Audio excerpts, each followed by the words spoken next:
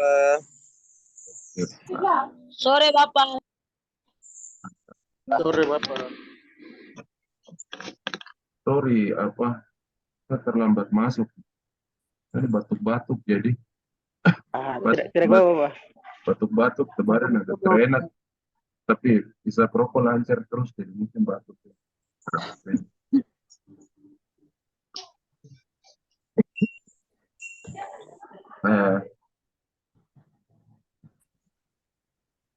Tadi kamu kuliah apa? Sebelum ini? Ekonomi makro, Bapak. Makro. Matematika siapa yang ngajar kamu? Matematika ekonomi. Ibu Maria. Oh, Ibu Maria. Kabare. Iya Bapak. Ibu Maria dan siapa?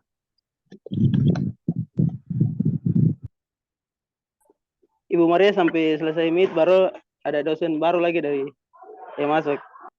Oh, dosen baru. Aduh, kan berarti kan terkenal nama dosen. Iya, Bapak. Oke. Lanjut yang kemarin ya. Sabar ya.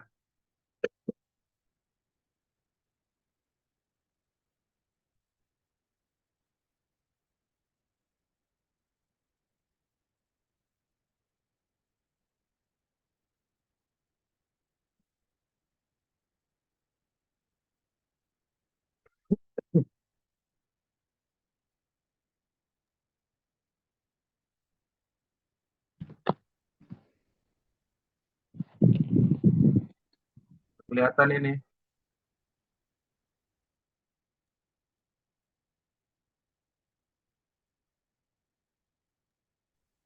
Sudah kelihatan ini kan? Kelihatan Bapak. Kelihatan Oke. Bapak. Sudah Bapak. Oke. Tunggu berusaha nanti sore hari ini mungkin kakak lanjut dari yang tong kuliah kemarin toh. Ini ada tinggal mungkin dari sini 2, 3, 4, 5, 6. Kita berusaha sampai 6 ini selesai toh. 6 slide ini supaya ada materi baru lagi yang kakak buat lagi. Oke. Kemarin kan kakak mulai saja langsung ya. Adik-adik menyimak, kalau ada yang mau tanya. Siap Bapak. Kalau ada yang mau tanya langsung tanya, biar kita semakin lama di Zoom ini nanti pulsa cepat habis. Jadi tidak apa-apa toh. Oke. Mana coba kita coret-coretan. Oh, iya. Oke. Kemarin kita terakhir mikro ini kan di sini toh. Sini. Maka ulang bahwa pelaku-pelaku ekonomi ini, pelaku-pelaku ekonomi dalam mikro ini kan ada yang ini ya. Satu ini. Rumah tangga keluarga. Ya toh? Rumah tangga keluarga, terus rumah tangga perusahaan, toh? Swasta dorang toh. Terus yang ketiga, rumah tangga pemerintah. Ya. Rumah tangga pemerintah. Nah, yang paling penting adik-adik di sini nanti tahu kalau rumah tangga keluarga itu coraknya seperti apa ya.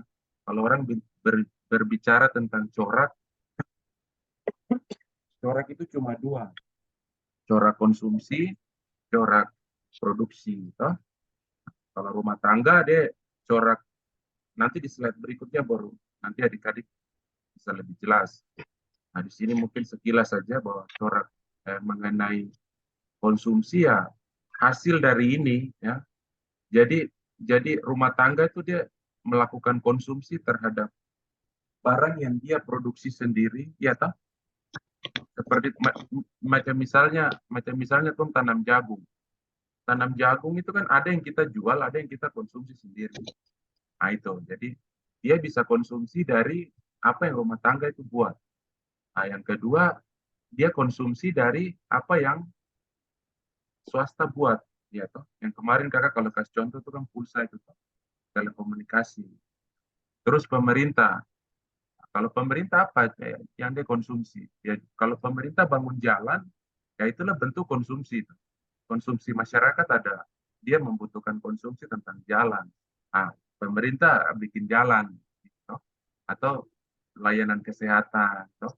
Puskesmas, posyandu, seperti itu, toh. Nah, ini yang rumah tangga konsumsi. Sebaliknya, apa yang rumah tangga produksi? Nah, itu yang biasa. Yang pertama tenaga kerja, toh. Nah, macam adik-adik lagi sekolah sekarang ini kan mengupayakan apa ya, kualitas kualitas hidup. Jadi begini adik-adik, adik, adik-adik kalau ditanya, saya sekolah untuk apa? Jangan bilang untuk kerja. Sebenarnya salah. Itu kita terjebak dengan kondisi yang apa ya, pikiran yang salah. Besok besok mau dapat kerja atau tidak, tapi kita wawasan ada. Gitu. Jadi jangan asak sekolah supaya nanti saya dapat kerja, itu salah. Gitu. Tidak boleh adik-adik terjebak dalam pikiran itu. Kalau adik-adik ada dalam pikiran itu, berarti sebenarnya adik-adik terjebak dalam kapitalis itu sendiri. Pendidikan ini kan buah dari kapitalis, ya toh. Orang-orang Barat yang punya uang, dia bikin perusahaan. Nah, dia kan butuh butuh butuh tenaga kerja yang murah.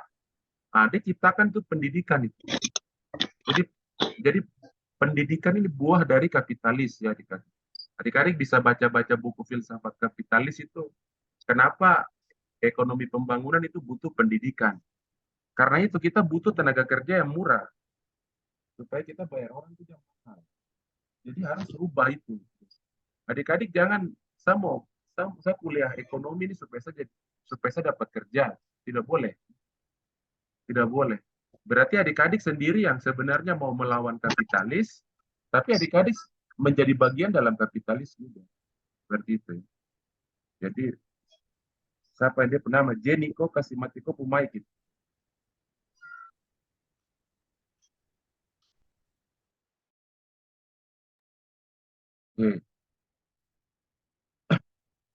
Nah itu ya, adik-adik harus pahami itu. Oke, lanjut ya. Nah adik-adik sekarang ada sekolah. Ada sekolah ini berupaya untuk melakukan produksi. Ya. Melakukan produksi itu bukan kita harus kerja dengan orang. Tidak boleh. Kalau kita kerja dengan orang, ya itu sebenarnya kita dalam kapitalis. Kita tidak, kan kalau kita mau ini kan kita orang Papua ini kan berusaha untuk keluar dari sistem kapitalis.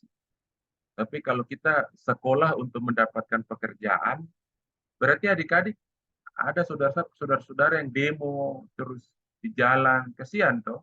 Kita ada berusaha keluar dari kapitalis, tapi kita yang sekolah ini berpikirannya kapitalis. Ya. Jadi itu harus dirubah paradigma itu.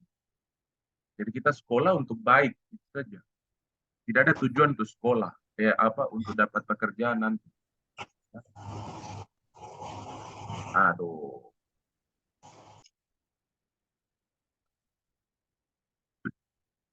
Oke, seperti itu ya. Jadi kalau kita sekolah, kita ingin merubah cara kita berproduksi. Ya, toh. Dalam artian begini, dulu kita pakai cangkul, mungkin kita pakai traktor kan.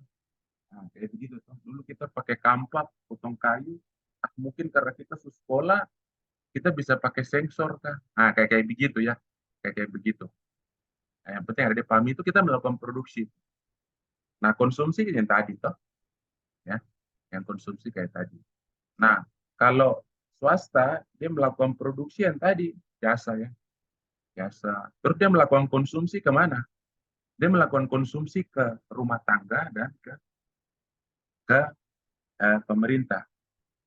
Ya, toh. Macam misalnya swasta dia butuh tenaga kerja toh. Berarti dia melakukan konsumsi ke rumah tangga. Sama juga dengan pemerintah. Ya. Seperti itu.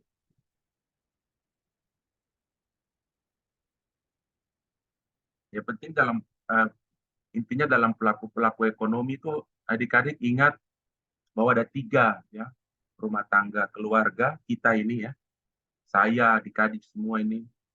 Yang kedua perusahaan, perusahaan ya itu Freeport, kalau kita tuh ada PLN, ada apa lagi ya, toko-toko ini Saga, toh. Ada Saga, terus foto-foto kopian yang ada di Perumas 3 itu. Nah, itu sudah mereka bagian dari kelompok yang B, rumah tangga perusahaan. Nah, pemerintah ya ini, pemerintah Papua, pemerintah Pegunungan Tengah, terus Papua Pegunungan, Papua Selatan, Papua, pemerintah Kota Jayapura, seperti itu. Nah, mereka juga melakukan konsumsi. Pemerintah melakukan konsumsi. Kadang kalau kita belajar ekonomi publik, pemerintah melakukan konsumsi, salah satunya partisipasi masyarakat. Kalau di kampung dulu orang bilang gotong royong swadaya masyarakat, itu bentuk dari konsumsi pemerintah.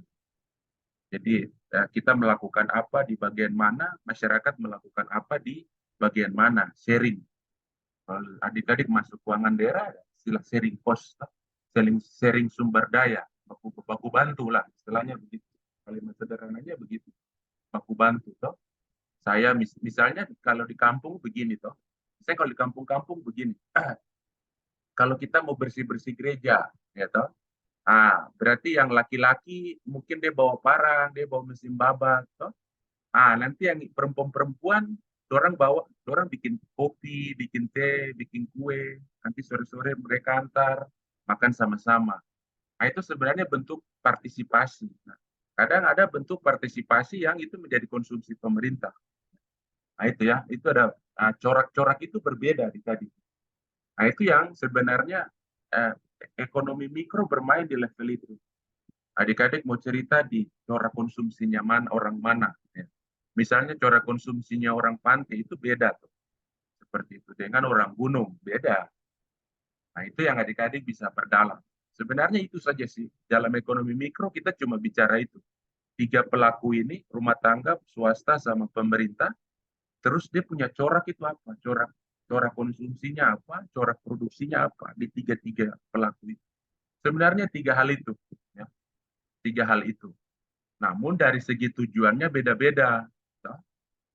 Ya kan? Rumah tangga tadi dia berusaha, yang kakak kalau sampaikan bahwa dia melakukan produksi dan konsumsi itu untuk berupaya mencukupi apa kebutuhan dia di hari ini dan hari esok. Ya. Seperti itu kan. Tapi kalau swasta dia berusaha mencari kepuasan dalam keuntungan. Kalau pemerintah tidak sebenarnya. Pemerintah sebenarnya tidak mencari keuntungan, tapi saat ini ada pergeseran-pergeseran paradigma kalau pemerintah harus mencari keuntungan. Adik-adik cari referensi di seluruh dunia itu tol itu tidak pernah dibayar. Ya, coba searching saja di internet, tol itu tidak pernah dibayar. Cuma di Indonesia saja yang kita masuk tol kita bayar. Itu bukti bahwa ternyata pemerintah juga ada mencari keuntungan. Seperti itu ya. Tapi kan ada mekanisme penganggaran yang mengakibatkan bahwa ada harus melakukan seperti itu ya, transaksi itu. Tapi pembelajaran di seluruh, mungkin saya punya pengetahuan yang agak kurang, tapi selama saya baca-baca, di beberapa dunia apa negara-negara maju itu tol itu tidak bayar, gratis. Beda kalau tol yang dibangun oleh perusahaan untuk dia punya properti begitu. Misalnya di Bali ada ada misalnya ada kawasan ekowisata yang dibuat oleh swasta dan jalannya itu dibuat oleh swasta. Otomatis kita kalau masuk melalui jalan itu kita bayar. Itu ya. Sebenarnya ada sekarang ini ada perubahan paradigma. Tapi teorinya sebenarnya tidak ya. Pemerintah tidak melakukan itu. Pemerintah dia lebih ke apa pelayanan publik, pelayanan publik. Nah, pelayanan publik ini yang digunakan oleh swasta dengan rumah tangga. Seperti itu ya. Itu apa sebenarnya apa ya? Mudahnya kita belajar ekonomi mikro di situ. Ini tujuan dan ruang lingkup kita belajar ekonomi mikro seputaran itu. Nanti ada beberapa dia punya analisis ya ta? Misalnya konsumsi ta? Kurva permintaan terhadap barang itu seperti apa. Ya, kurva misalnya apa penawaran dari swasta itu seperti apa. Itu di mikro. Tapi pada prinsipnya ruang lingkup dan tujuannya hanya ini aja, hanya 3 ini. Belum ada ya, belum ada uh, uh, pelaku lain, pelaku lain, pelaku lain yang di dalam ekonomi mikro ini. Sampai situ ada yang mau tanya? Saya lanjut. Ada yang mau bertanya? Silakan.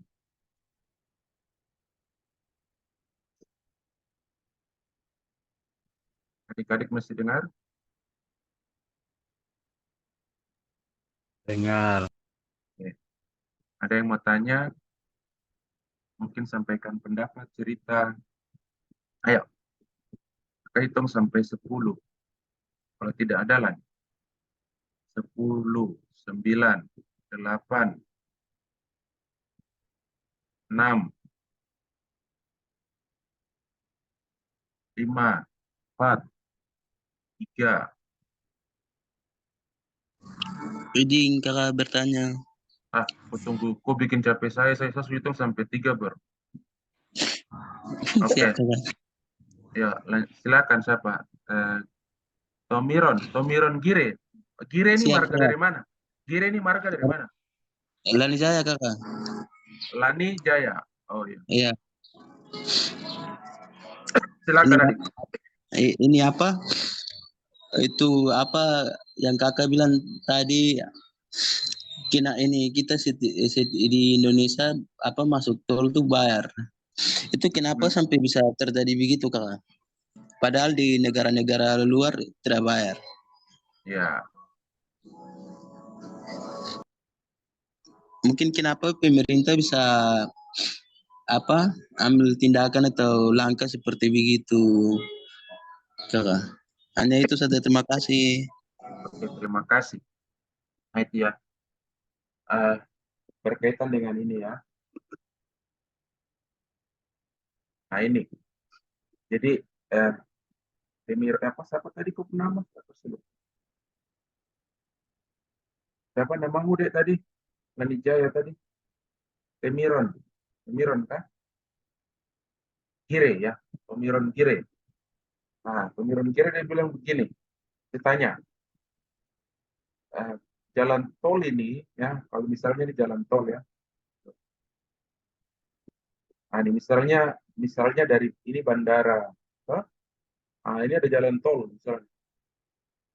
Nah, kita dari sini nih. Kita ada di sini, kita mau ke bandara sini. Kita mau akses jalan ini kita bayar. Mungkin 7.000 kah, tidak tahu ya, mungkin ya contohnya 7.000. Nah, persoalannya begini, kenapa kita harus rumah tangga keluarga ini harus kasih keluar uang untuk bayar 7.000 ini untuk melakukan konsumsi ini. Ini kan kita melakukan konsumsi. Kita melakukan konsumsi terhadap jalan raya ini. Iya, tak? Nah, ini 7.000 kita ke sana. Kalau kita balik lagi, berarti 7.000. Berarti seberapa itu? 14.000. Ya, tak? 14.000. Nah, yang Tomiron ditanya, kenapa kita harus korbankan 7.000? Padahal konsepnya itu bahwa jalan itu adalah layanan umum. Ya, toh. Nah, sekarang kembali lagi yang pertama begini. Jalan itu dibuat oleh siapa? Ya, toh. Nah, yang pertama adalah bisa jadi jalan itu miliknya swasta. Ya, jalan itu miliknya swasta. Misalnya begini, pemerintah melakukan izin untuk swasta melakukan pekerjaannya, melakukan pelayanan. Jadi buat jalan, dia buat jalan. Nah, ini berarti harus kita bayar memang. Otomatis kita bayar. Karena kan uang untuk bayar jalan ini, pembangunan jalan ini bukan dari pajak kita, tapi itu dari uangnya swasta. Bukan dari uang yang pemerintah ambil dari pajak kita gitu. Distribusi. Kan pemerintah kan melakukan peran distribusi kan. Sehingga apa yang menjadi dalam bentuk pajak tadi, orang kaya kalau bisa pajaknya agak naik sedikit. Terus kalau orang yang kategori pendapatan rendah atau kata kasarnya miskin, dia dikasih pajak sekian. Ya, toh. Nah, dia tidak ambil dari skema pajak itu, dalam artian distribusi ekonominya tidak. Ya, toh. Pemerintah tidak mengambil uang dari situ, tapi swasta yang bikin. Nah, otomatis kita harus bayar. Kita harus bayar.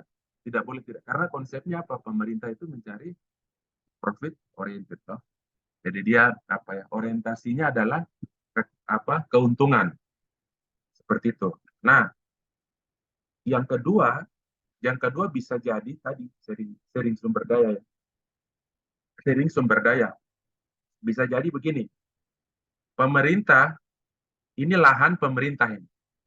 Ya, bisa jadi begini ya. Kayak tadi. Ini bandara, ini kita. Nah, kawasan ini ya, kawasan tanah yang dibangun ini milik pemerintah. Ya, milik pemerintah ini.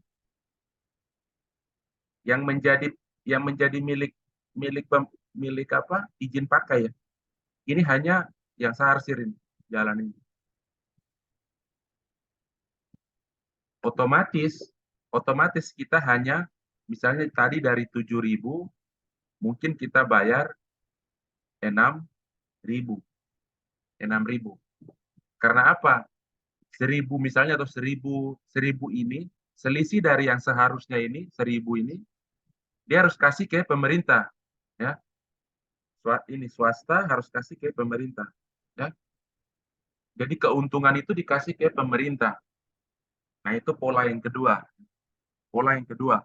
Jadi pemerintah hanya punya itu tanah negara, swasta bilang saya pakai kok punya tanah kah, daripada tanah itu nganggur, tidak dibuat apa-apa, ya toh. Kalau tanah itu kosong lama-lama nanti bisa dijadikan apa ya, tempat apakah, tempat orang apakah toh. Mendingan kita bangun jalan. Nah, pemerintah bilang, oke, tapi saya tidak punya uang. Ya sudah, swasta bilang, saya punya uang ada, saya bangun. Oke, izin pakai. Mungkin 10 tahun, ya lah. Itu ada. Nanti adik-adik kalau di semester berapa ya? Semester 3 atau 5 itu ada mata kuliah evaluasi proyek. Nah, itu kita melakukan evaluasi kira-kira swasta berinvestasi di tanah pemerintah itu berapa tahun. Ya. Nah, itu pola yang kedua. Otomatis yang kita bayar adalah sekian, 6.000. Ya, toh? 6.000. Itu pola yang kedua. Nah, pola yang ketiga, ini bandara, ini kita, nah ini jalan.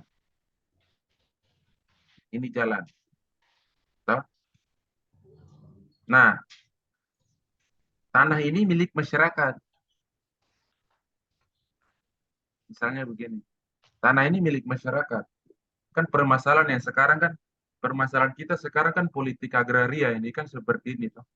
Kalau adik-adik lihat di berita-berita itu kan menjadi persoalan kan politik agraria. Ini tanah masyarakat. Tapi begini adik-adik, berbangsa dan bernegara itu beda ya. Itu dua hal yang berbeda. Kadang pemerintah juga tidak bisa samakan juga. Kita berbangsa dan bernegara itu dua hal yang berbeda. Tidak bisa kita samakan.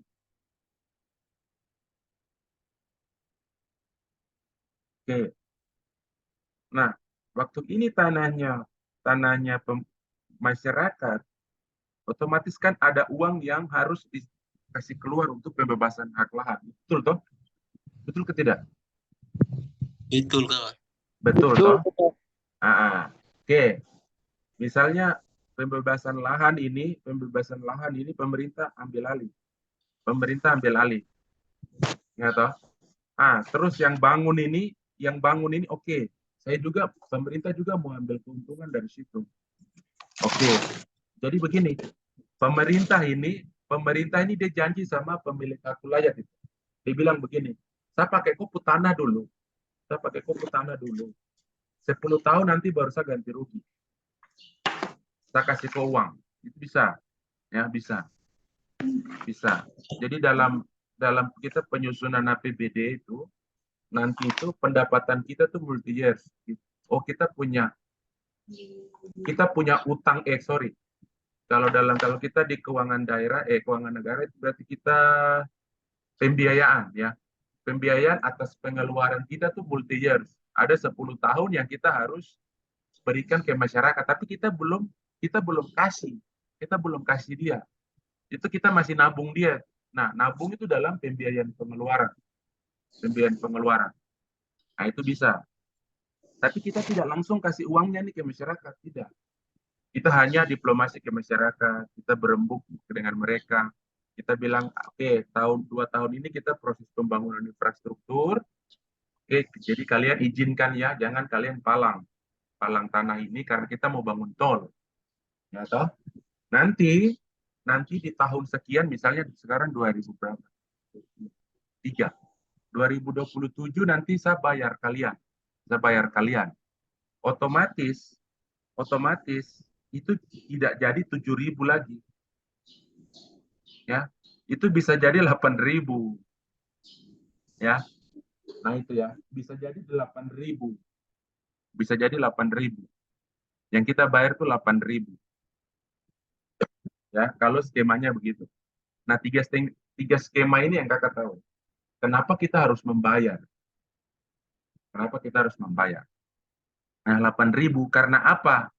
Karena tadi bahwa Kementerian Keuangan dia akan buat pos setiap tahun itu selama 2004, 2003, 2004, 2005, 2006, 2007, 5 tahun itu dia harus anggarkan itu. Tapi tidak boleh dibelanjakan uang itu. Simpan 2027 baru dikasih. Harapannya dari 8.000 ini, misalnya yang kita simpan itu 100.000. Ini ya, yang kita simpan selama 5 tahun 100.000. Harapannya dari yang 8.000 kita belajar lagi. Yang kita bayar uang tol ini seharusnya dia lebih besar dari 100.000.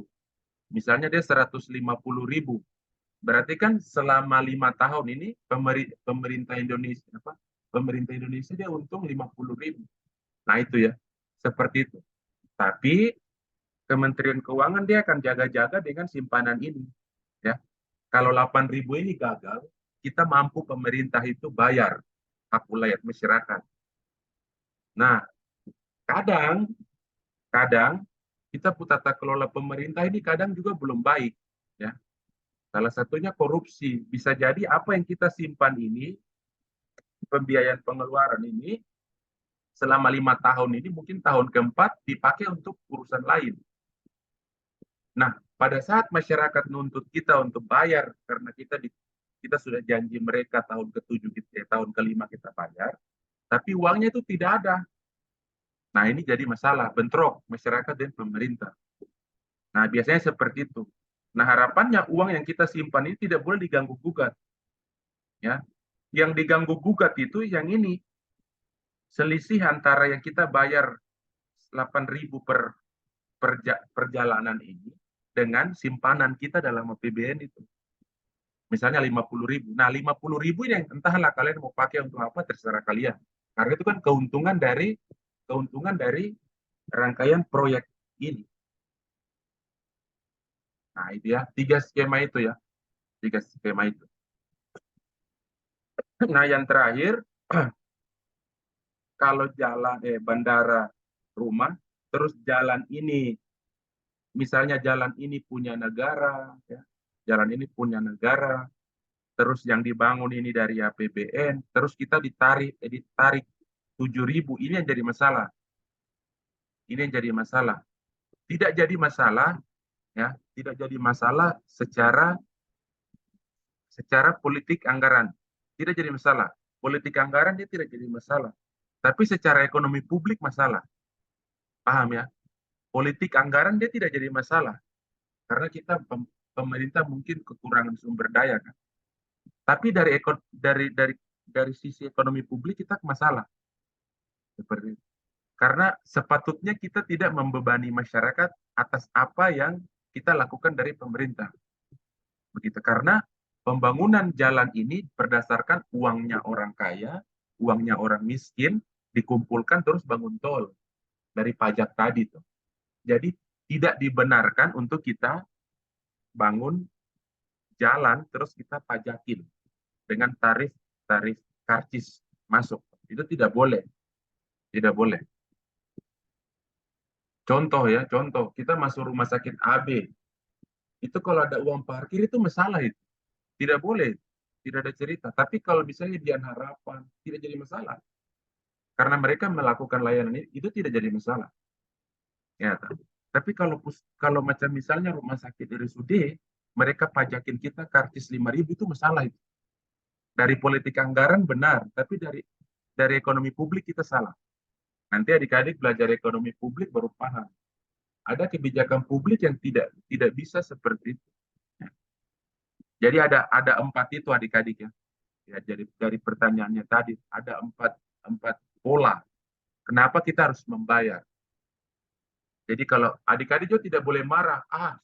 Saya kemarin saya belajar ekonomi itu kakak dia bilang itu tidak boleh bayar. Tidak bisa juga begitu. Adik-adik harus tanya dulu. Oh ini punyanya siapa? Oh ini swasta. Berarti benar kita harus membayar. Harus membayar. Tapi kalau adik-adik tahu, ini punyanya pemerintah dari uang kita kok. Oh kita bayar. Itu harus kita bersuara. Seperti itu adik-adik. Paham? Tadi siapa Tomiron? Bisa jelas adik? Siap jelas Kak. Terima kasih. Oke, baik. Lanjut. Yang berikutnya ini. Nah, ini. Nah, tadi ini ya. Kalau rumah tangga ini ya. Rumah tangga tadi kakak sudah sampaikan ya. Bentuk-bentuk ininya seperti ini ya. Ya. Dia melakukan jual ini ya. Poin pertama ini ya. Tadi kakak sudah jelaskan toh. Menjual atau menyewakan ya. Menjual ini ya tadi dia buat tanam jagung, dia jual jagung. Itu dia melakukan produksi toh. Nah, terus dia melakukan konsumsi ini. Ya. Dia melakukan konsumsi, membeli. Ya, atau ini jasa ini. Memanfaati jasa pemakaian barang-barang publik yang disediakan oleh pemerintah. Tadi berkaitan dengan adik punya pertanyaan tadi. Tapi ada skema-skema yang berbeda toh. Adik-adik masih ekonomi mikro pengantar. Nanti waktu belajar lanjut masuk ke materi konsentrasi, nanti adik-adik bisa paham. Oh ternyata memang benar ada jalan tol yang disediakan oleh swasta ya harus dibayar. Beda kalau subsidi lagi beda ya. Berarti kan kalau kita subsidi dalam artian itu strategis ya. Jalan itu strategis dan ada harapan bahwa jalan itu akan jadi milik pemerintah, aset pemerintah. Itu nanti adik-adik bisa belajar di lanjut ya, semester lanjut. Seperti itu. Nah, yang berikutnya yang ini ya. Rumah tangga perusahaan ya. Kakak sudah jelaskan tadi banyak ya. Nah, ini adik-adik bisa baca ya. Membeli sumber-sumber daya dari rumah tangga. Tadi yang kakak kasih tahu toh, poin pertama ini, membeli sumber-sumber daya dari rumah tangga keluarga dan rumah tangga pemerintah. Ya. Nah, tadi polanya tadi kalau dari rumah tangga keluarga, otomatis tadi dia membeli tenaga kerja. Nah, dia membeli tenaga kerja. Tapi begini, problematikanya begini.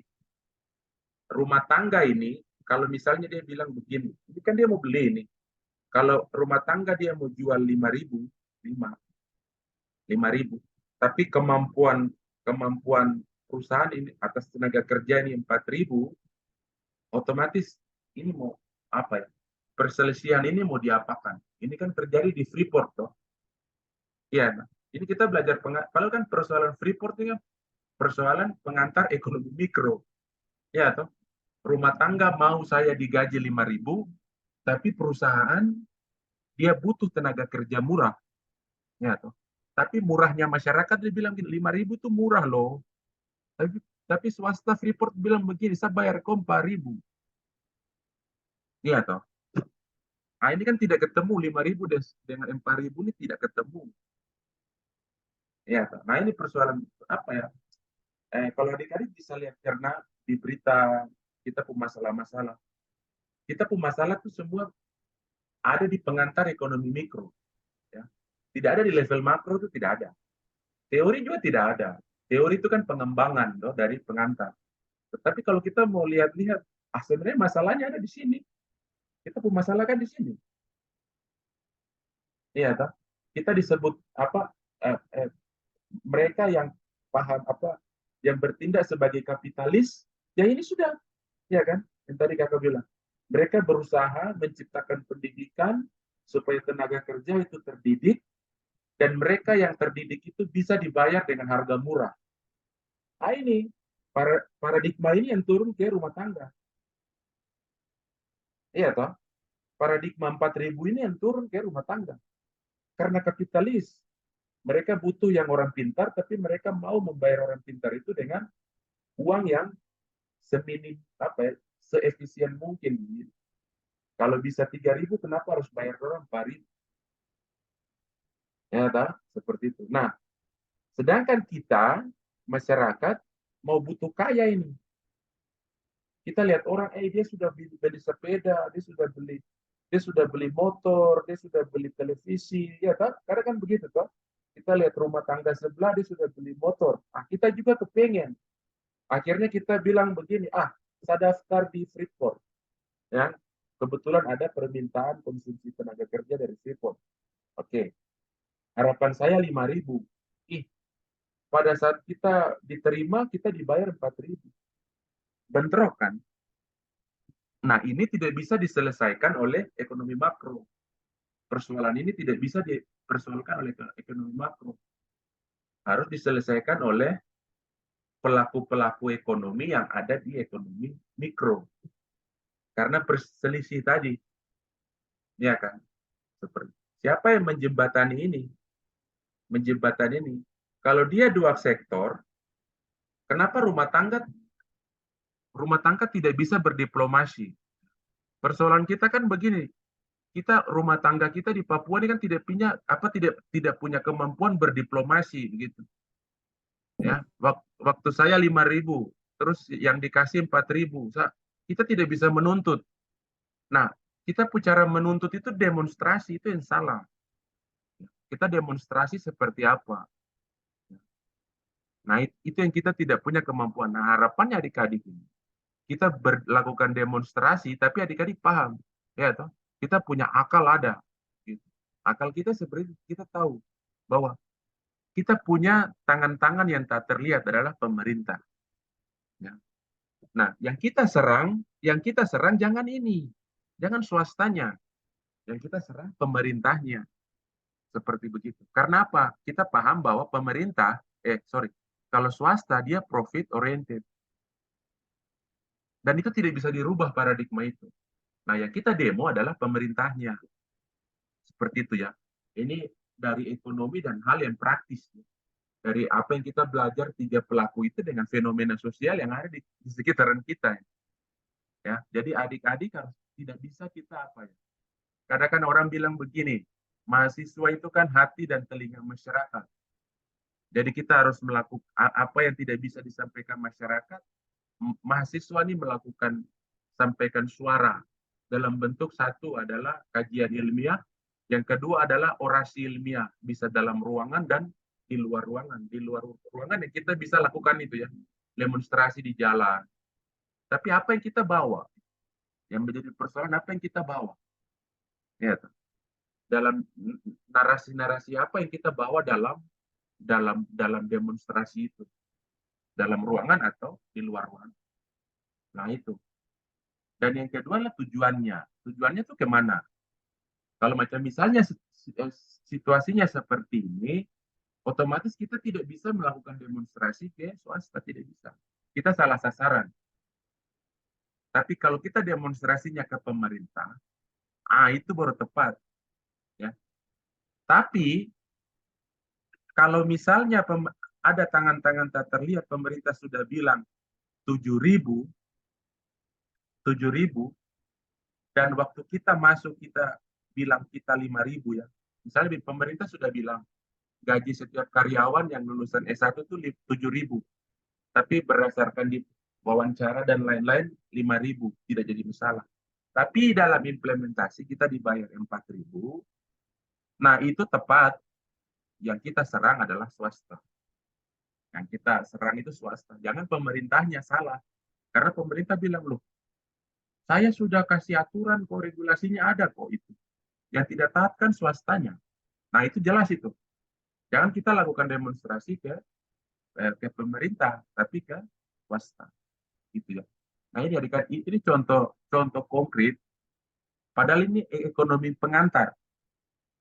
Tapi yang jadi persoalan sosial kita ya di pengantar ekonomi.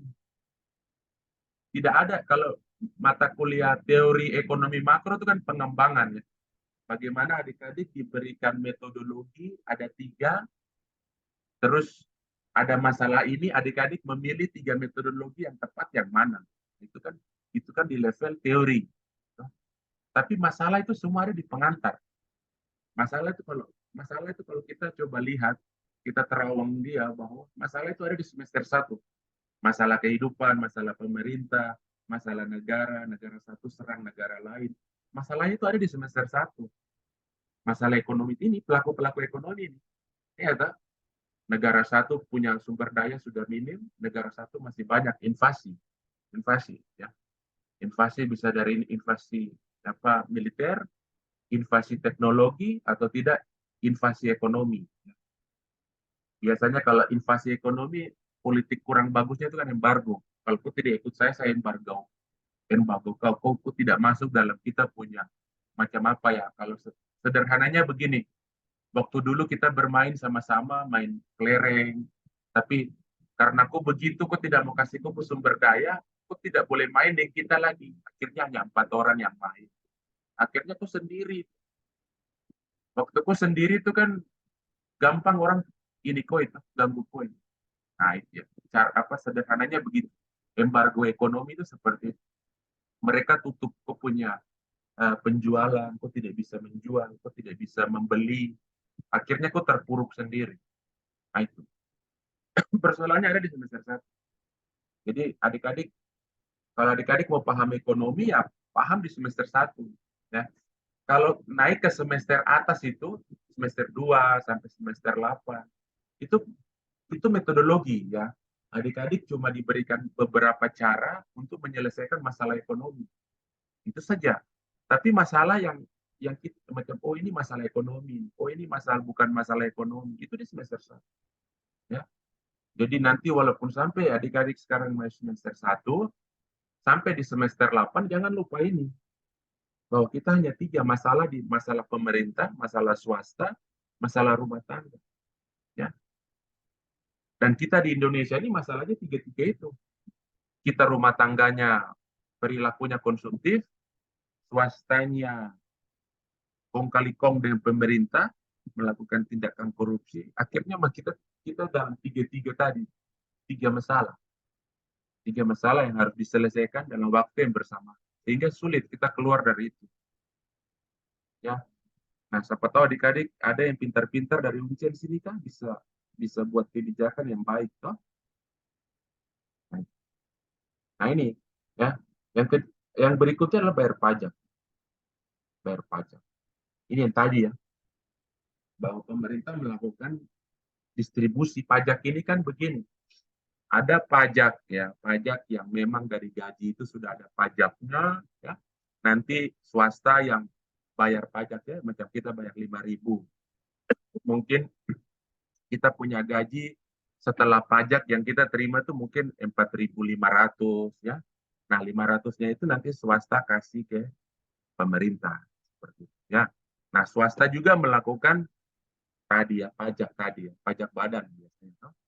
Apa PPh, pajak, saya lupa ya, tentang pajak dia punya PPh ya, pajak penghasilan ya, atau pajak pertambahan nilai barang dan jasa, atau kan banyak pajak ya. Ada misalnya kita melakukan tambang, nah itu kan ada pajaknya sendiri ya, pajaknya sendiri. Nah, kadang pajak ini agak sulit di daerah ya. Biasanya di daerah itu kita hanya diberikan ruang distribusi pendapatan itu dari segi retribusi. Tapi pajak ini kan agak sulit.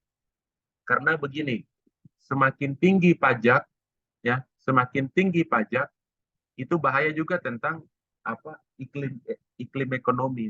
Pajak kalau naik itu orang punya gairah untuk buat usaha itu agak turun. Ya, seperti itu, ya.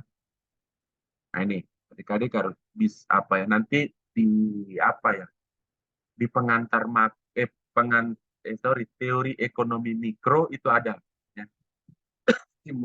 Simulasi tentang dua macam barang, dua macam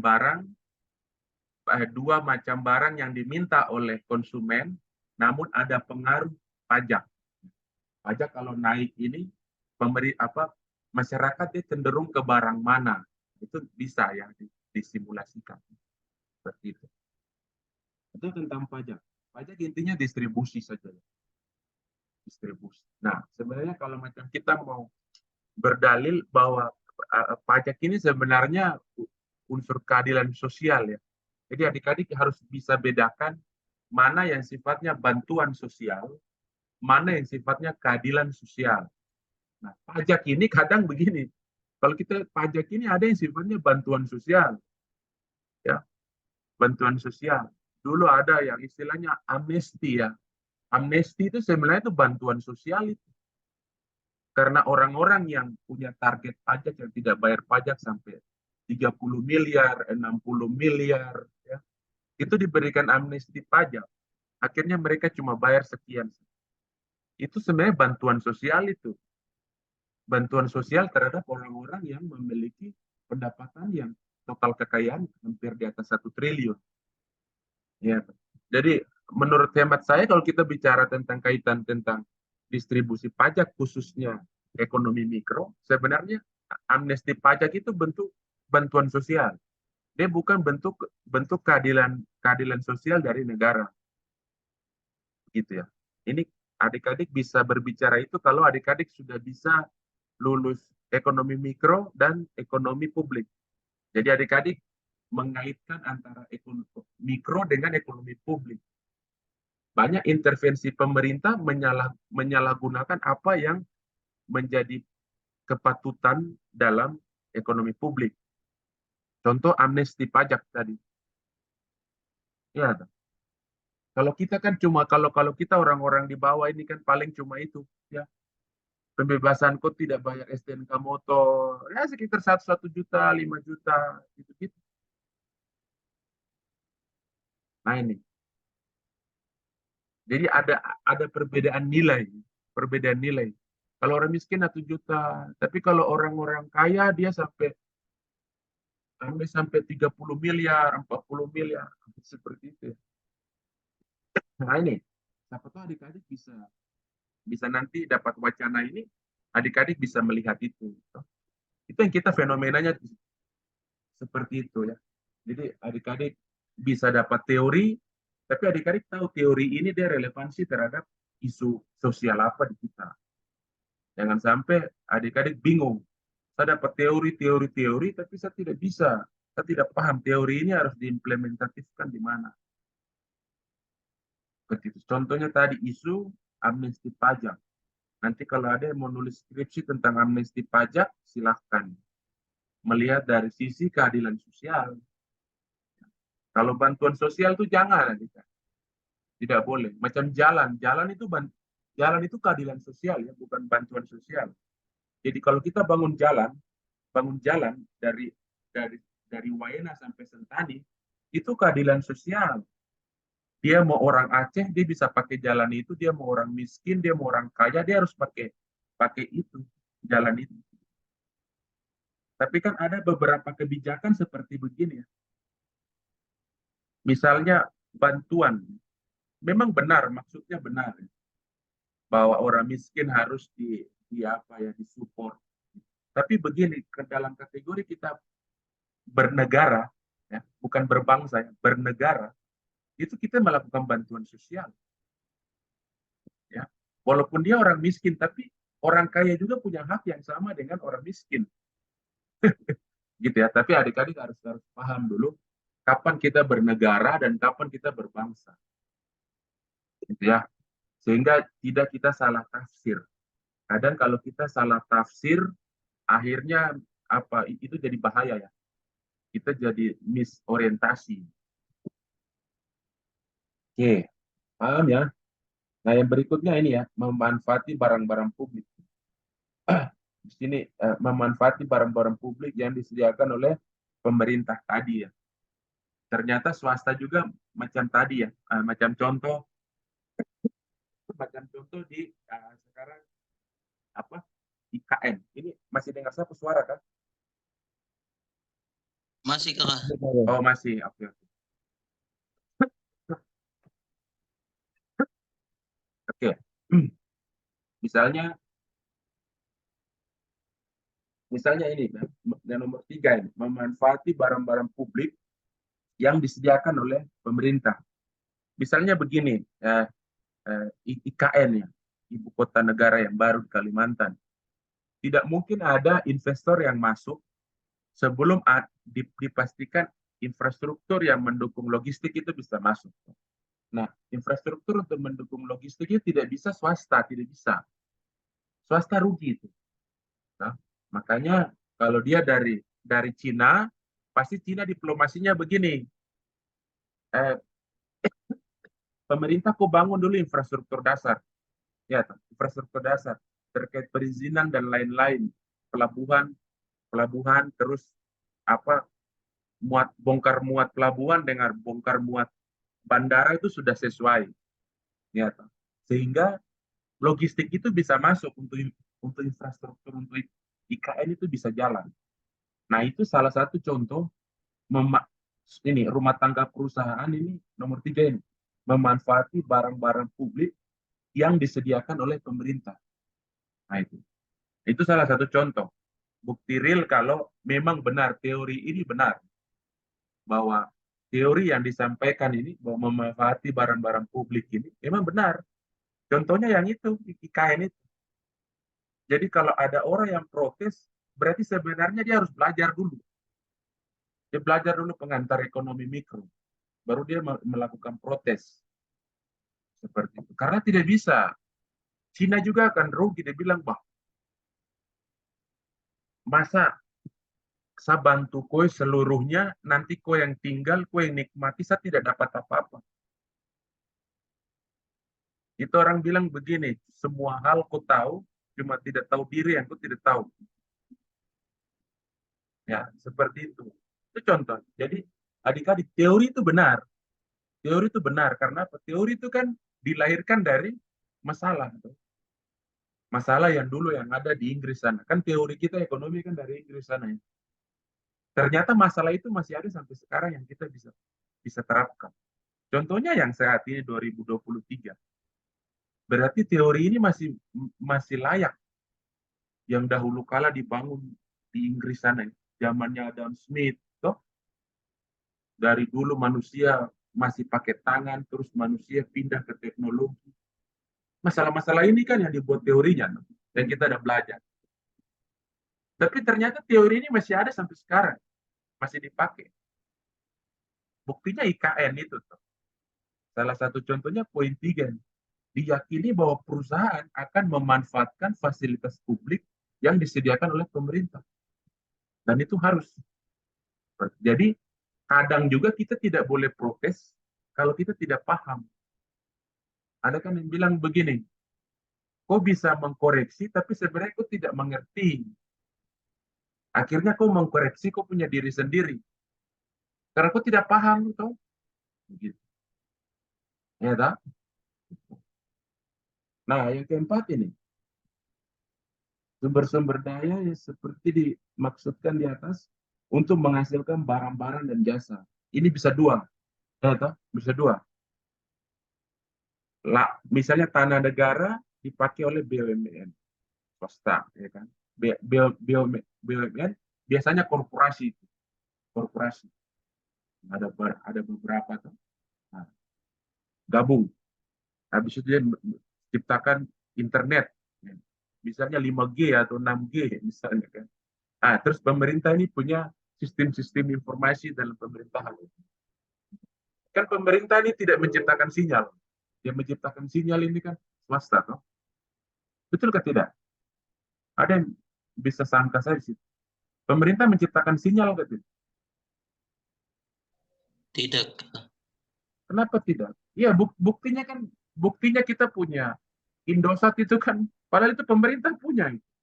Tapi kita punya Indosat, Megawati jual ke Singapura. Iya toh. Adik-adik harus perkaya itu. Jadi adik-adik sebaiknya begini, cara belajar itu begini. Baca, misalnya begini. Poin 1. Tapi teorinya adik-adik paham, tapi adik-adik cari referensi yang aktual. Di berita, nonton berita. Tidak usah nonton berita lama-lama lah. Minimal 1 hari itu, yang misalnya sekarang kalau saya lihat berita itu kan yang 1 jam atau yang 10 jam. Jadi dia baru keluar. Kalau yang sudah 24 jam saya tidak mau baca. Sudahlah, saya sudah terlambat baca lah, yang sudah saya tidak perlu membaca lah. Biasakan begitu dari sekarang. Karena kalian semester 1. Misalnya buka apa, Google atau apa. Buka yang berita yang 1 jam sampai 10 jam. Sehingga begitu adik-adik bisa paham teori, terus paham juga itu masalah kita ekonomi di bangsa ini seperti apa. Biar adik-adik jangan begini, kadang itu kita dikatakan begini. Saya pernah ikut seminar itu, dikatakan begini, kalau anak-anak Uncen itu hanya berteori saja. Sudah boleh. Nah, harapan saya, adik-adik masih semester 1, imbangi itu. Adik-adik pintar teori, tapi adik-adik juga memahami. Ya. Jangan mengetahui. Mengetahui tadi, adik-adik ingat yang kakak sampaikan di awal. Kalau mengetahui itu, adik-adik cuma mengulang. Saya bilang, ayo makan. Adik-adik, ayo kakak makan. Itu adik-adik mengetahui bahwa kita harus makan. Tapi kalau misalnya begini, adik-adik, ayo makan. Langsung ada yang bilang begini, kakak saya tidak makan karena saya kenyang. Itu memahami namanya. Ya, itu level memahami, bukan mengetahui. Adik-adik bisa membantah saya, bilang, kakak saya tidak mau makan karena saya sudah kenyang. Itu level memahami. Tapi kalau pengetahuan adik-adik tinggal bilang, ayo kakak kita makan. Itu tidak boleh. Nah, saya mau adik-adik yang angkatan ini tidak boleh seperti itu lagi. Kasih kalah yang kakak-kakak tingkat yang ini, yang dulu. Termasuk saya kan kakak tingkat kalian. Saya juga alumni dari ilmu ekonomi Uncen. Nah, adik-adik harus berusaha. Jangan sama kayak kakak-kakak tingkat yang lain. Harus lebih baik, toh. Dengan cara tadi, kalau kakak begitu, punya cara belajar begitu. Saya baca teori, terus saya cari di berita. Baca-baca saja, ini sama. Teorinya begini, aktualnya begini. Sehingga kita tidak dibilang kering. Teori itu akan kering kalau tidak bisa diimplementatifkan. Jadi adik-adik akan kering kalau tidak bisa menggunakan teori dalam menulis skripsi. Seperti itu. Ya. Jadi harus paham itu. Oke. Nah, itu yang terkait dengan penggunaan barang publik. Barang publik yang dimanfaatkan oleh swasta. Jadi kita tidak boleh melarang juga. Ini orang bikin jalan misalnya bikin jalan kemana? Misalnya dari yang tembus Yahukimo tidak Tolikara. Dari Wamena bikin jalan tembus ke Tolikara. Terus ada perusahaan di sana. Terus masyarakat marah. Ini jalan ini pemerintah yang bangun, kenapa swasta mobil yang jalan lalu lalang? Tidak bisa juga kita marah. Karena apa teorinya bahwa itu barang publik. Siapapun bisa menggunakan itu. Baik rumah tangga keluarga, ataupun rumah tangga swasta, ataupun pemerintah itu sendiri. Ya, itu konsepnya. Memang sedikit kurang berkeadilan, tapi itulah teorinya yang kita belajar. Seperti itu. Ya, itulah teorinya. Nanti di ekonomi publik baru adik-adik bisa belajar bahwa ada fungsi, misalnya kalau jalan rusak, perawatannya tidak boleh dari pemerintah, dari CSR perusahaan itu. Jadi jalan dari Wamena ke Tolikara, Pemerintah yang bangun duluan, yang dulu masih karang-karang putih kan sekarang sudah mulus toh. Wamena Tolikara itu sudah mulus toh. Jalan aspal mungkin ada beberapa saja toh yang masih karang-karang putih. Nah, misalnya kalau ada perusahaan, nah kalau jalan itu rusak, jangan lagi pemerintah Tolikara atau pemerintah Jayawijaya atau provinsi Papua Pegunungan, Papua Pegunungan yang bangun jalan itu. Tapi CSR dari perusahaan itu yang misalnya ada kolam-kolam dari dana CSR itu yang tambah, ya toh? Mereka biasa kalau dalam kegiatan bisa kan rehabilitasi, ya toh? Padahal itu maksudnya tadi kalau ada jalan yang lubang-lubang sedikit, ambil semen, tambal dia. Nah itu jangan pemerintah lagi, tapi swasta. Supaya tadi unsur berkeadilan itu masuk. Tapi kalau jalan itu swasta yang pakai, masyarakat pakai, kalau rusak juga nanti pemerintah yang bangun, nah itu kita tidak berkeadilan. Itu namanya itu kita bantuan sosial ke rumah tangga, kita bantuan sosial ke swasta. Kalau keadilan sosial berarti tadi, karena bangun jalan ini uangnya rumah tangga, dong, pajak tadi. Pajak orang kaya dan orang miskin itu yang kita bangun jalan. Masa swasta lewat di situ baru kita harus bangun lagi pajakin masyarakat lagi. Tidak. Tuh. Nah, supaya kita dalam ekonomi publik disebut menggunakan uang negara itu dalam konteks keadilan sosial, otomatis waktu rehabilitasi jalan itu menggunakan dana CSR. Ya, toh. Siapa yang itu urus barang itu? Dana CSR itu siapa yang urus? Bukan swasta, bukan masyarakat, bukan pemerintah. Jadi juga tidak bisa kita salahkan swasta. Kok punya CSR ini, kok bikin apa di daerah ini? Pasti kalau orang swasta dia akan bilang, loh pemerintahnya tidak datang ke saya kok. Nah, seperti itu. Jadi CSR itu harus dikelola. Siapa yang kelola? Pemerintah. Itu tugasnya pemerintah. Paham ya? Seperti itu. Yang kelima sama ya. Yang kelima kita hanya memanfaatkan tadi jalan raya itu swasta dia gunakan untuk memperlancar mungkin logistik, distribusi, transportasi mereka menciptakan layanan barang, menciptakan layanan barang dan jasa ya untuk kita. Nah, akhirnya itu dimanfaatkan. Jadi masyarakat bisa manfaatkan dan kita bisa manfaatkan. Nah, barang dan jasa itu kan dijual. Dijual ke rumah tangga, dan dijual ke pemerintah, dan dijual ke swasta juga. Keuntungan itu yang diharapkan ada perhitungan CSR. Jadi CSR itu dari keuntungan perusahaan. Nah, diupayakan ada CSR. Nah, CSR ini harus dibuat regulasinya oleh pemerintah. Ya. Jadi kadang rancu juga. Nah, pemerintah membuat regulasi CSR dalam konteks ekonomi makro, tidak bisa. Harus dalam konteks ekonomi mikro, jelas, spesifik. Perusahaan ini CSR-nya untuk ini. Seperti begitu, tidak bisa gelondongan. Biasanya kan orang buat regulasi itu peraturan daerah tentang pemanfaatan dan tata kelola dan pemanfaatan dana CSR di kabupaten atau provinsi ini. Tapi gelondongan itu, uangnya itu tidak jelas. Harus jelas. Misalnya perusahaan A, dia tujuannya untuk misalnya pengembangan UMKM. Jadi dia punya CSR, jangan pakai untuk infrastruktur, tidak boleh. Jadi ada rancu antara kebijakan ekonomi mikro dengan regulasi yang diciptakan oleh birokrat.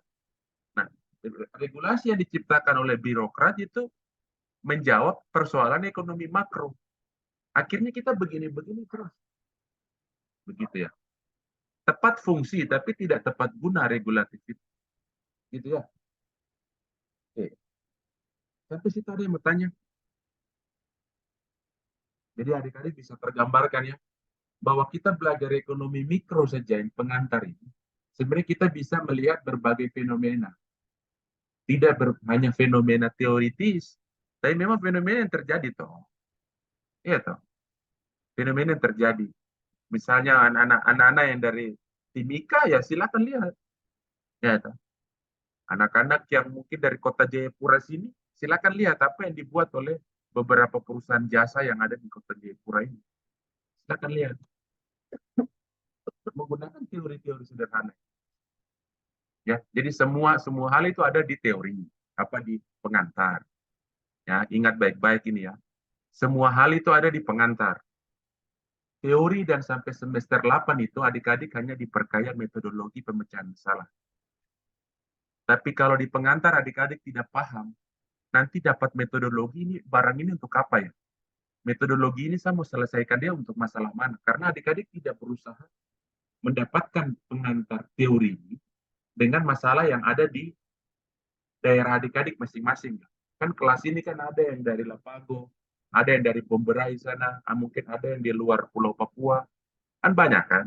Ada yang dari Mamta, mungkin Haanim, Saireri, toh. Nah, coba kaitkan masing-masing itu di daerah adik-adik masing-masing. Sehingga waktu adik-adik dapat metodologi nanti metodologi ini bukan mata kuliah metodologi, tapi waktu adik-adik dapat pengantar ekonomi mikro, teori ekonomi mikro, adik-adik dapat metodologi mikro di situ tuh, menyelesaikan masalah-masalah ekonomi. Adik-adik tidak bingung. Ya. Jadi tahu masalah, tapi tidak tahu metodologi mikro juga masalah. Adik-adik tidak bisa buat apa-apa. Adik-adik tahu metodologi, tapi tidak tahu masalah, itu juga adik-adik tidak bisa bikin apa-apa. Jadi yang benar, tahu masalah dan tahu metodologi. Nah, jadi tahu masalahnya, bisa menyelesaikan dengan apa, metodologinya sudah dapat. Seperti itu. Ya. Oke. Sampai di situ ada yang mau bertanya? Ini kurang berapa slide? Ada yang mau bertanya? Oh, masih banyak ini.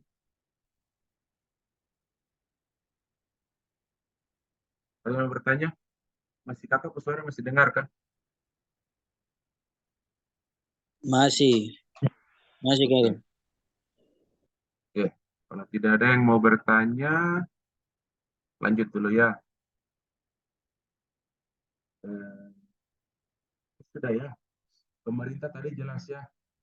Dia membeli sumber daya, sistem perekonomian itu dia yang ciptakan. Toh? Kalau kita punya sistem perekonomian ini, apa ya? Dulu kita kan ada sistem perekonomian Pancasila. Nah, nanti kan ada mata kuliah tuh kalau tidak salah ya. Sistem perekonomian tuh. Sistem perekonomian Indonesia atau apa? Ada mata kuliah. Nanti adik-adik bisa perdalam itu. Nah, sistem perekonomian ini juga mempengaruhi pemerintah dalam mengintervensi rumah tangga dengan intervensi swasta. Dulu itu Soekarno terus Bung Hatta dia menggagas itu sistem perekonomian Pancasila. Ya, esensi dari sistem perekonomian Pancasila itu adalah lahirnya koperasi. Jadi kalau adik-adik sekarang lihat koperasi banyak-banyak ini, ada yang aktif, ada yang tidak aktif. Ya. Itu dari mazhab itu bahwa Soekarno dengan Bung Hatta pikirannya begini. Kalau kita ikut kapitalis kita hancur.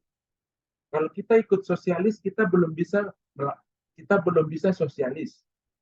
Kita belum bisa sebenarnya karena apa? Kita bangsa ini banyak. Betul kan? Itu tadi saya bilang. Kita bisa dalam konteks apa kita berbicara kita bernegara dalam konteks dalam sistem ekonomi apa kita berbicara bernegara dalam konteks sistem ekonomi apa kita berbicara bangsa. Soekarno dia paham bahwa kita bangsa ini banyak. Iya toh? Kita di timur sini kita tidak akan bilang bahwa kita ini bangsa Melayu, agak sulit. Padahal kita kalau adik-adik belajar sejarah, kita orang Melanesia pertama yang menggunakan bahasa Melayu secara normatif di Nabire. Ya. Bahasa pengantar untuk pendidikan itu kita gunakan bahasa Melayu. Jadi kita ini orang pertama yang menggunakan bahasa Melayu. Itu di Nabire. Jadi kalau adik-adik bisa buka sejarah apa ya? Sejarah penyebaran agama Kristen, penyebaran agama Katolik. Nah itu. Itu adik-adik bisa dapat. Kita menggunakan bahasa Melayu. Bab pengantar. Nanti kita melakukan pelaksanaan baru kita menggunakan etnografi dengan bahasa. Jadi kalau kita bernegara oke. Tapi kalau kita bicara bangsa, kita bangsa seperti apa? Yang kita maksud, sistemnya seperti apa? Itu yang tadi maksudnya saya. Berbeda kita berbicara konteks negara, bernegara dengan konteks kita berbangsa. Agak beda-beda. Ya.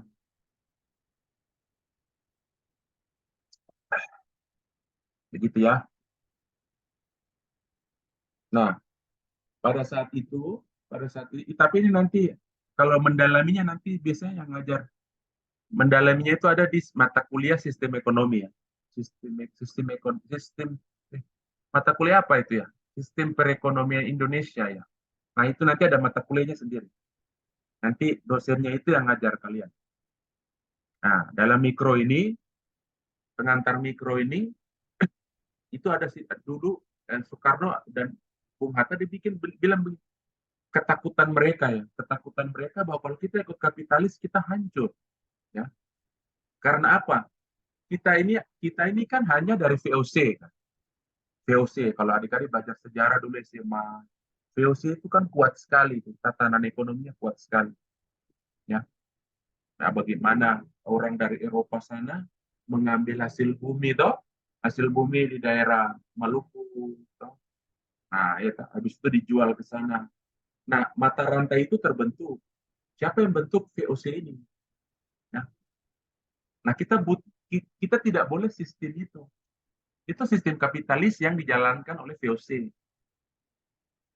Nah, Soekarno bilang, kalau kita tidak boleh ikut itu. Karena itu hanya kita menjiplak. Kita buatlah sistem ekonomi baru, Pancasila. Ya. Produk utamanya salah satunya itu koperasi-koperasi yang ada banyak. Sampai di dinas pun ada namanya dinas koperasi. Ya. Tapi tidak tahu itu tugasnya apa itu dinas itu. Seperti itu. Tapi tidak jalan itu. Akhirnya kita ini sebenarnya negara demokrasi dengan sistem ekonomi sosialis, demokrasi kah, Pancasila kah, kapitalis kah. Jadi kita nih banyak melakukan elaborasi sistem Indonesia.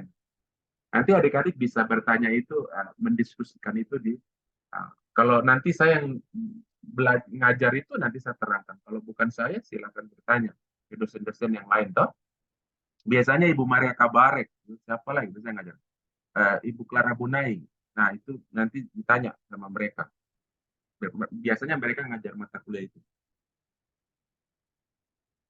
Nah, itu ya. Jadi kita agak kebingungan. Misalnya dalam pasar, kita tidak berani melakukan apa istilahnya sistem Pancasila itu. Tidak berani. Akhirnya apa? Kita koperasi itu kan kasihan. Antara hidup dan mati gitu, koperasi. Padahal di sini membeli sumber-sumber daya untuk sistem perekonomian kita, terutama sumber daya manusia. Jadi koperasi itu dia melakukan fungsi produksi, dia juga melakukan konsumsi, dia melakukan distribusi. Jadi ada tugas dan kewenangan dari pemerintah yang seharusnya dilakukan oleh dinas-dinas sekarang ini ya. Dinas-dinas sekarang ini kan ada dinas koperasi. Toh. Nah seharusnya bahwa kewenangan itu didelegasikan ke koperasi. Koperasi yang melakukan peran distribusi. Tapi kan tidak kan sekarang. Nanti kalau adik-adik mau baca itu bukunya banyak. Bukunya banyak. Banyak orang UGM yang coba mau menggagas itu lagi kembali. Jadi misalnya Budiono, Pak dulu Menteri ya, Pak Budiono coba mau menggagas itu.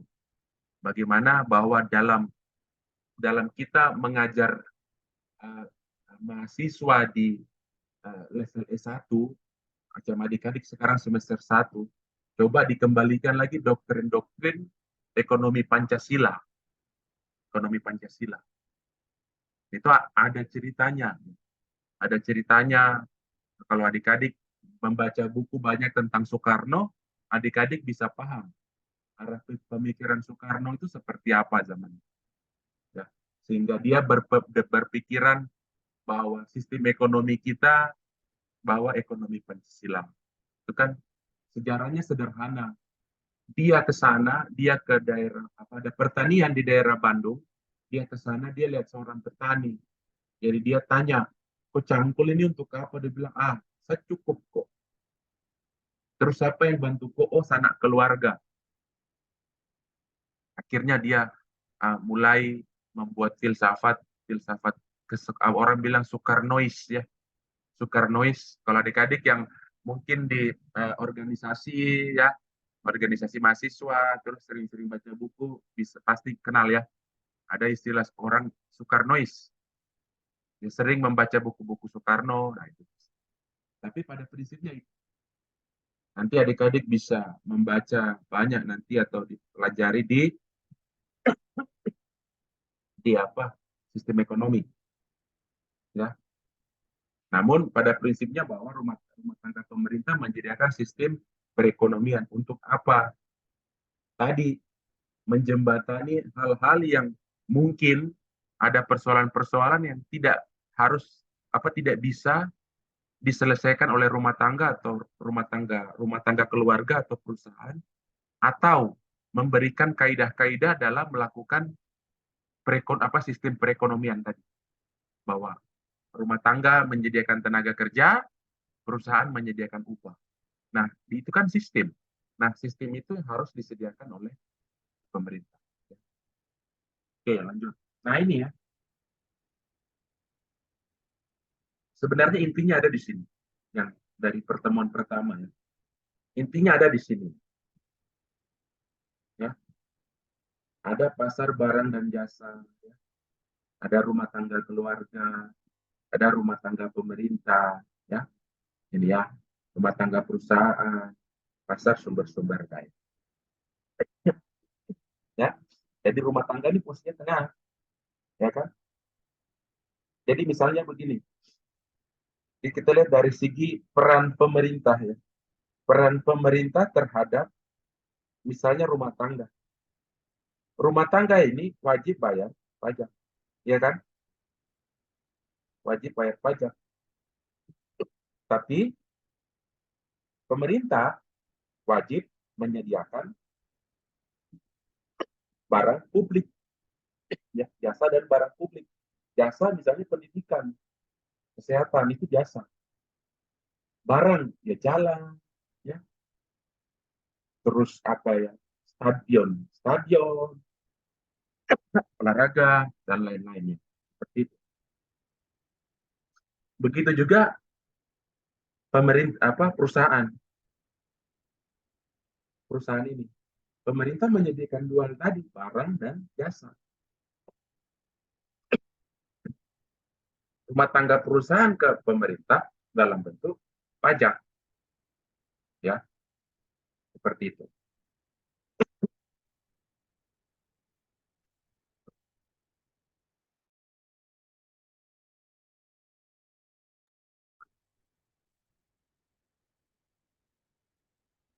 Seperti itu ya.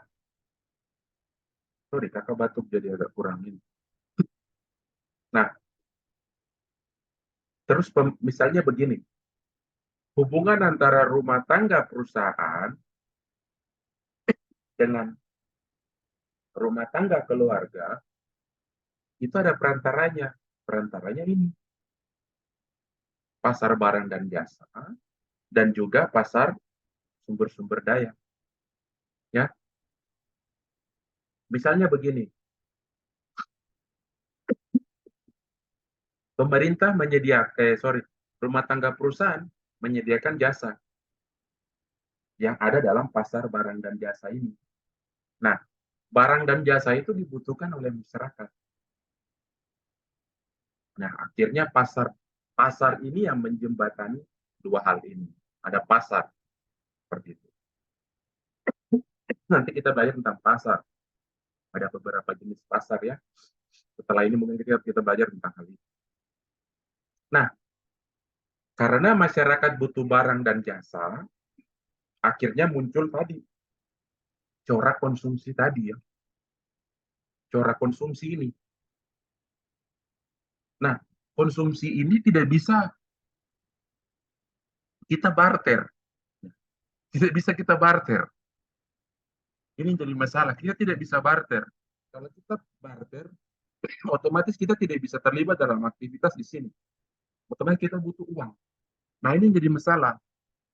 Kadang kita dibilang miskin karena ketidakmampuan kita melakukan konsumsi. Itu ya. Ini hal substansi dalam kita melihat kemiskinan. Dari segi keberdayaan, kita berdaya. Kita tidak bisa dikategorikan miskin. Tapi dari segi kemampuan beli kita, daya beli kita, kita tidak mampu. Misalnya, barter itu bisa, otomatis tidak ada orang miskin di Papua. Tidak ada orang miskin di Papua. Karena kita bisa tukar barang dan barang, jasa dengan jasa.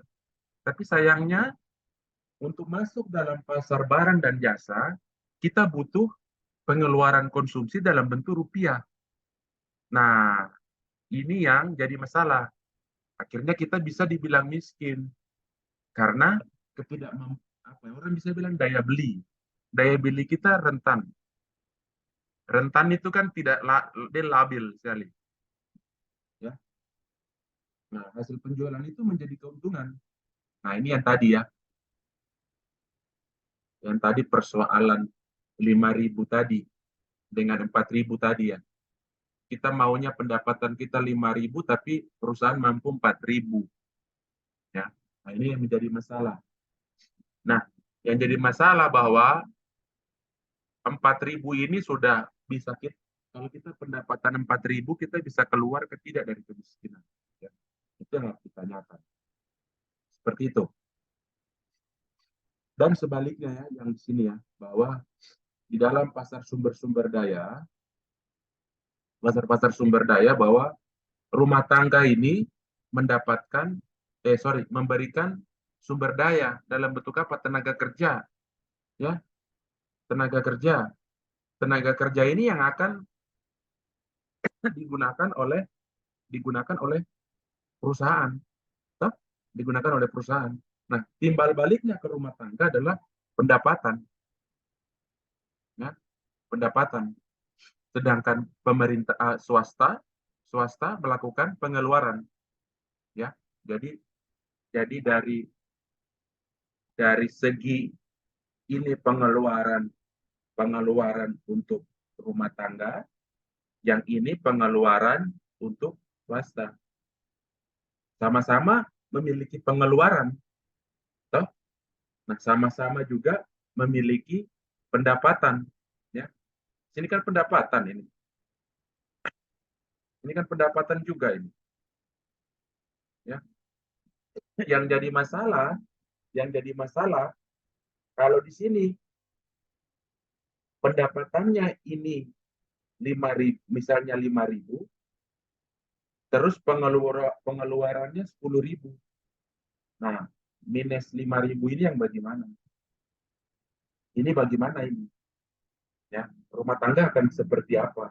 Ini yang disebut bisa jadi miskin dan lain-lain, ketidakberdayaan, ketidakmampuan mereka melakukan konsumsi. Ya, sama juga hal di sini. Kalau misalnya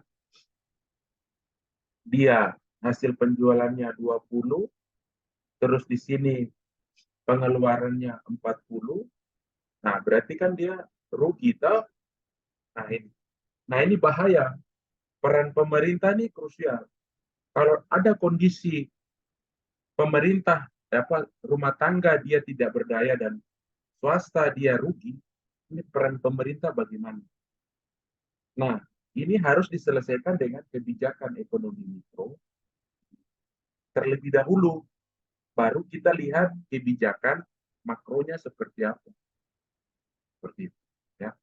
Nah ini adik-adik ya, hal sederhana ya, yang adik-adik harus pahami apa yang nanti kita coba lihat tentang ekonomi ini. Sampai di situ ada yang mau bertanya?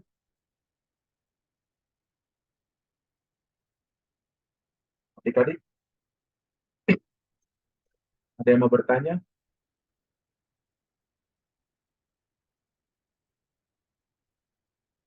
Masih dengar kakak suara?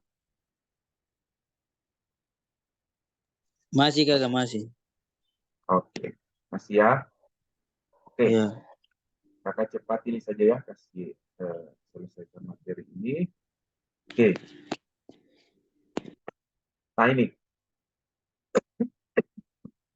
untuk adik-adik bisa memahami, ini tugasnya adik-adik ya. Tugasnya adik-adik nanti tugas itu dicatat ya. Tugas itu dicatat di folio bergaris ya.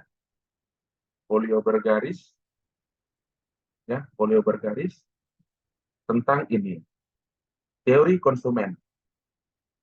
Cari tahu apa itu teori konsumen ya. Bisa ya? Siap, Teori bisa kak. teori konsumen. Nah, yang kedua adalah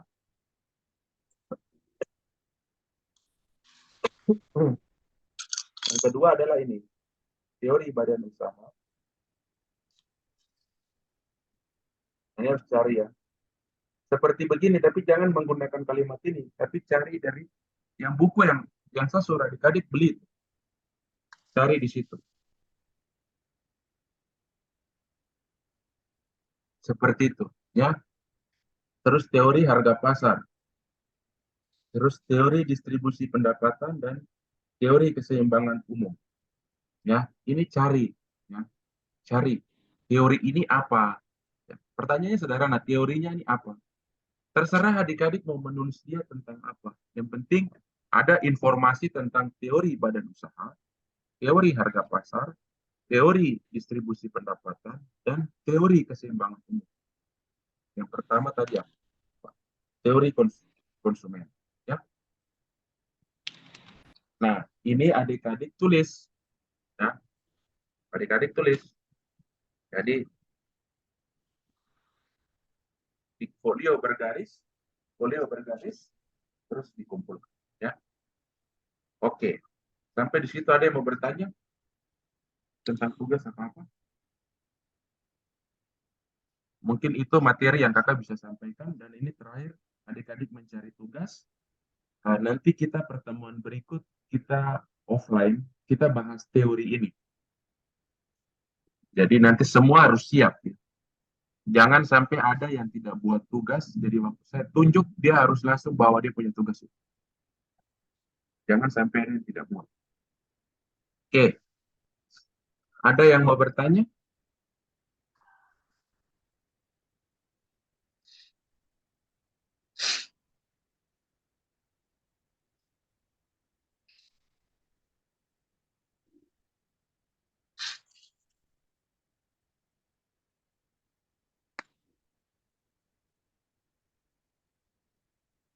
Oke, ada yang mau tanya? Tidak ada? Teman-teman? Tidak ada kakak. Tidak ada. Oke. Siap kakak, kayaknya terakhir kakak. Nah, ketua kelas kapan kita kuliah ya? Pak Timo offline.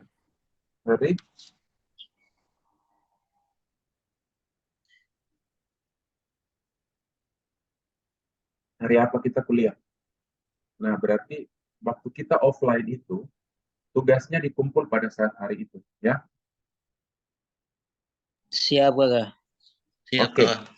Oke. Nanti materi ini saya share ke ketua kelas ya. Ini sengaja saya kasih kosong karena saya kebiasaan untuk coret-coret sudah. Jadi nanti tugasnya yang ini. Cari tahu dari slide ke berapa sih? Pokoknya ini sudah ada berapa slide? Ada 10 ya. Oh, dari slide 8 ya. Slide ke-8 ya. Ini ya. Nomor 1 teori konsumen, terus teori ada 6, berarti ada 5 ya. 5. Ya, itu nanti Kita kirim baru dibagikan, teman-teman semua tulis di folio bergaris. Siap. Cari sebanyak mungkin. Apa itu yang dimaksud tentang itu? Oke, mungkin sampai di situ. Ada yang mau bertanya? Tidak ada. Siap, Masih ada? tidak ada. Oke, Pak. Terima kasih. Mungkin begitu ya adik-adik. Mohon maaf kalau kakak cerita agak panjang lebar. Tapi itu Ya, adalah yang lain tidur itu. berbagai materi yang mungkin kakak bisa bagi. Kurang lebihnya kakak mohon maaf. Selamat sore. Terima kasih, Kakak. Terima kasih. Terima kasih, Kakak. Selamat sore. Selamat sore. Terima kasih, Kakak. Oke.